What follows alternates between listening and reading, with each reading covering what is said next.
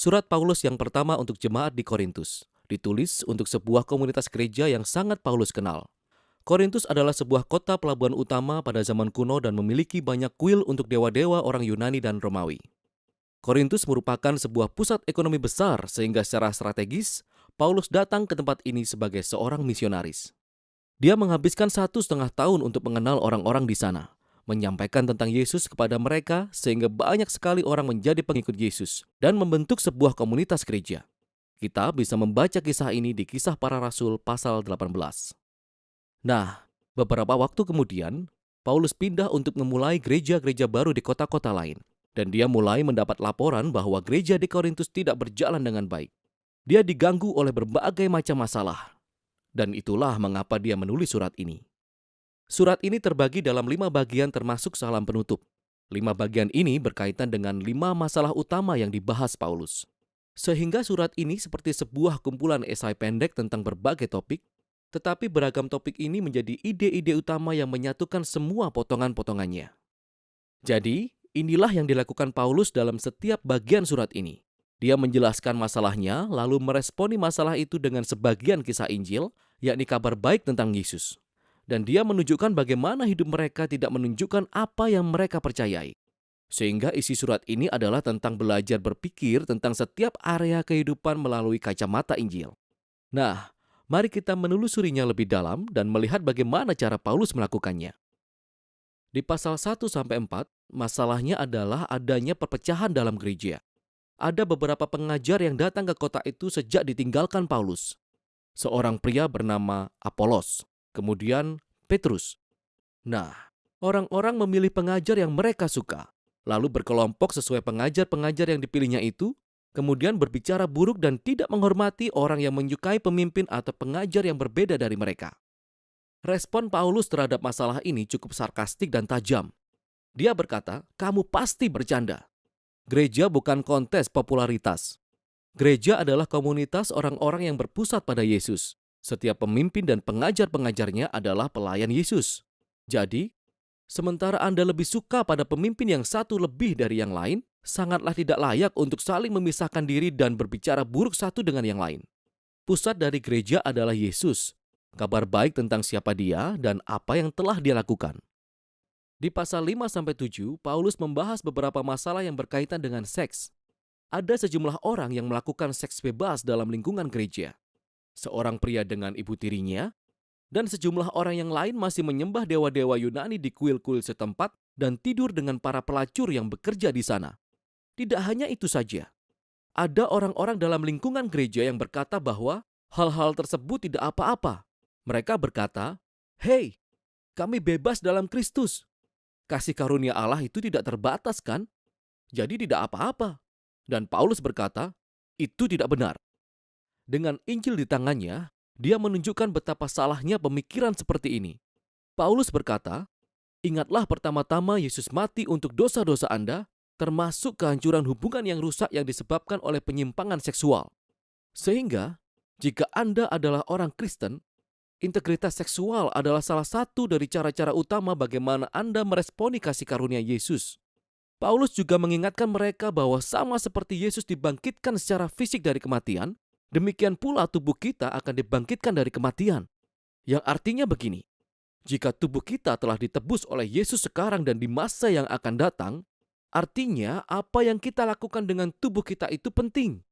Sangat penting. Jadi, kita tidak berhak berbuat seenaknya dengan tubuh kita. Paulus benar-benar sangat jelas tentang hal ini. Tidak ada kompromi dalam integritas seksual ketika kita menjadi pengikut Yesus. Di pasal 8-10, masalahnya adalah tentang makanan. Tapi bukan sekedar memilih makanan seperti apakah kamu suka atau tidak suka dengan makanan tertentu. Masalah yang menyebabkan terpecahnya jemaat Korintus ini adalah tentang daging yang berasal dari hewan persembahan di kuil-kuil setempat untuk para dewa Yunani dan Romawi. Sehingga, terjadilah perpecahan antara orang Kristen Yahudi dan Kristen non-Yahudi tentang cara meresponi masalah ini. Dan sekali lagi, Paulus membandingkan hal ini dengan beberapa gagasan inti dari Injil.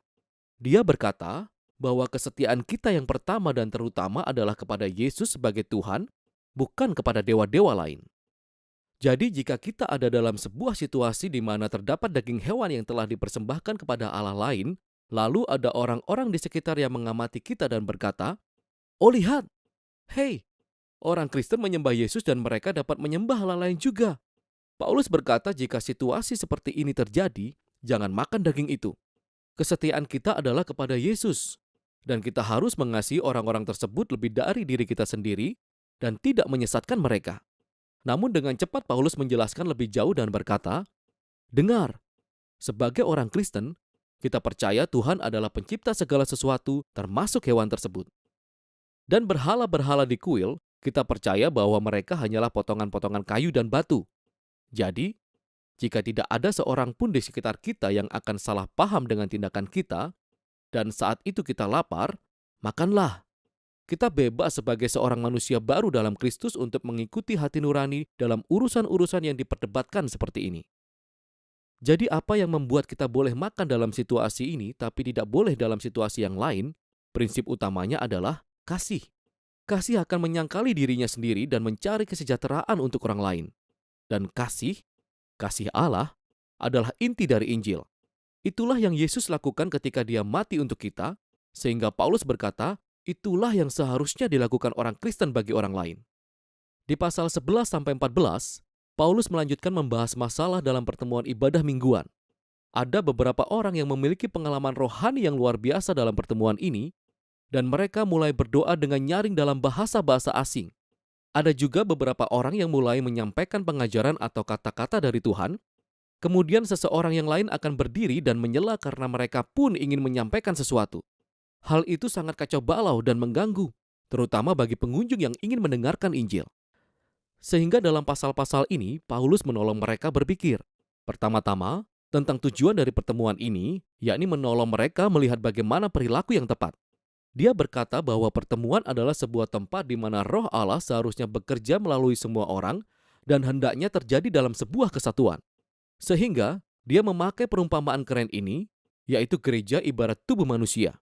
Satu, tapi memiliki bagian-bagian yang berbeda, dan setiap bagian memiliki tugas yang unik dan penting. Lalu dia melanjutkan dengan menyebutkan banyak hal yang dilakukan Roh Kudus melalui orang-orang yang berbeda. Semuanya untuk membangun gereja. Itulah kata kunci dalam pasal-pasal ini. Dan Paulus menyimpulkan bahwa nilai tertinggi dalam pertemuan seharusnya adalah konsep pokok dari Injil, yaitu kasih Allah. Kasih adalah kata kunci dalam pasal-pasal ini juga. Kasih akan mendorong setiap orang dalam pertemuan untuk menggunakan peran mereka untuk melayani dan mencari kesejahteraan bagi orang lain. Jadi, Paulus menerapkan semua hal ini untuk semua masalah jemaat Korintus.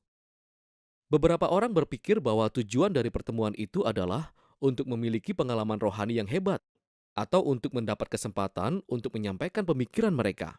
Sehingga Paulus berkata, "Dengar, aku adalah penggemar berat pengalaman-pengalaman doa yang hebat, namun jika itu mengganggu orang lain atau membuat mereka takut, aku harus berhenti. Karena itu artinya, aku lebih mengasihi diriku sendiri daripada orang lain." Berkumpul dalam nama Yesus harus teratur, sehingga semua orang bisa belajar, bernyanyi, menyembah, dan mendengar Tuhan berbicara kepada mereka. Masalah terakhir yang dibahas Paulus adalah masalah tentang kebangkitan Yesus dan harapan masa depan dari para pengikut Yesus. Ada beberapa orang di gereja yang berkata bahwa ide tentang kebangkitan adalah konyol dan tidak terlalu penting untuk menjadi seorang Kristen. Paulus memberikan reaksi kerasnya kali ini. Dia mulai dengan berkata bahwa kebangkitan adalah hal yang mutlak dari Injil. Kita percaya hal itu karena ratusan saksi mata melihat Yesus hidup dalam tubuh jasmaninya setelah dieksekusi di depan umum oleh tentara Romawi. Jika Yesus tidak bangkit dari kematian, Paulus berkata, maka kematian Yesus adalah sia-sia. Kita semua masih terhilang dalam dosa dan keegoisan kita, sehingga kita berhenti saja menjadi orang Kristen. Paulus kemudian menunjukkan secara rinci bagaimana kebangkitan adalah kemenangan Yesus atas maut dan kejahatan, bagaimana hal itu adalah sumber kehidupan dan kuasa bagi kita sekarang ini, dan bagaimana hal itu menjadi sebuah janji harapan masa depan bagi seluruh dunia. Oleh karena kebangkitan itulah kita memiliki sebuah alasan untuk bersatu dalam Yesus. Itulah alasan kita memiliki motivasi untuk menjaga integritas seksual. Itulah sumber kekuatan untuk mengasihi orang lain lebih dari diri kita sendiri, dan pada akhirnya, itulah harapan kemenangan kita atas maut. Sehingga Paulus berkesimpulan, Kita percaya bahwa Yesus bangkit dari kematian, yang berarti ini. Injil bukan sekedar nasihat moral atau sebuah resep untuk kerohanian pribadi. Injil adalah sebuah pernyataan tentang Yesus yang membuka sebuah realitas baru. Dan itulah isi surat 1 Korintus, melihat setiap bagian kehidupan melalui kacamata Injil.